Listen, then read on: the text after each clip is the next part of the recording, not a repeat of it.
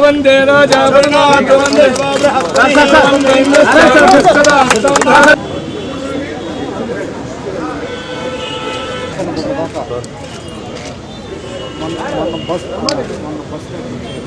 డివిజన్లో 46వ డివిజన్లో container substation శంకుస్థాపన జరిగింది. జనరల్గా ఈ సబ్స్టేషన్స్ ఎందుకు కడతారంటే ఎలక్ట్రిసిటీలో ఫ్లక్చువేషన్స్ ఉన్నప్పుడు హెచ్చు తగ్గులుండి మన యొక్క బల్బులు కాలిపోవటం, ఫ్రిడ్జ్లు కాలిపోవటం, ఏసీలు కాలిపోవటం అటువంటి సమస్యలు లేకుండా ఉండటం కోసంగా హెచ్చు తగ్గులను తగ్గించడం కోసంగా సబ్స్టేషన్లు కడతారు. ఈ 46వ డివిజన్లో ఈరోజు ఒక శంకుస్థాపన చేశారు. దీనికి 4.2 కోట్లు అవుతుంది.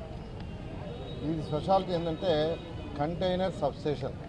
అంటే పాత సబ్స్టేషన్ లాగా పెద్ద పెద్ద కాలమ్స్ వేసి పెద్దవి చేసేది కాదు.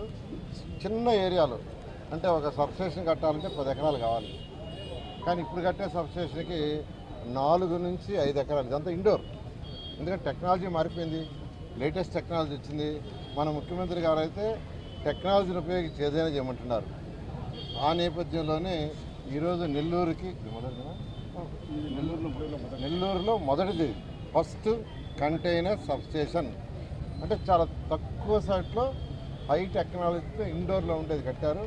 దీనికి యాక్చువల్గా ఇది చేయటం వల్ల గాంధీ బొమ్మ, Pogathota, trunk road, shopping malls, ఆ ఏరియాలో ఉండే వాణిజ్య దుకాణాలు, ఆ ఏరియాలో అయితే ఇప్పుడు కొంత ఫ్లక్చుయేషన్స్ వస్తుంది. దానివల్ల ఇబ్బంది పడుతున్నారు. ఇది పూర్తయితే ఆ ఏరియాలో ఫ్లక్చుయేషన్స్ నివారించవచ్చు.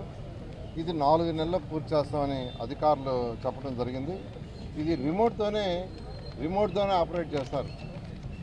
దీంట్లో స్పెషాలిటీ ఏంటంటే ఈ యొక్క సబ్స్టేషన్ని అంతా రిమోట్ వచ్చినాయి. ఇప్పుడు సెల్ ఫోన్ కావచ్చు, టీవీలు కావచ్చు, డోర్లు కావచ్చు, లైట్స్ కావచ్చు, ఇళ్లలో లైట్స్ అన్నీ ఎట్లయితే రిమోట్తో చేస్తున్నారు అదేవిధంగా ఈ సబ్స్టేషన్ కూడా రిమోట్తో చేస్తారు.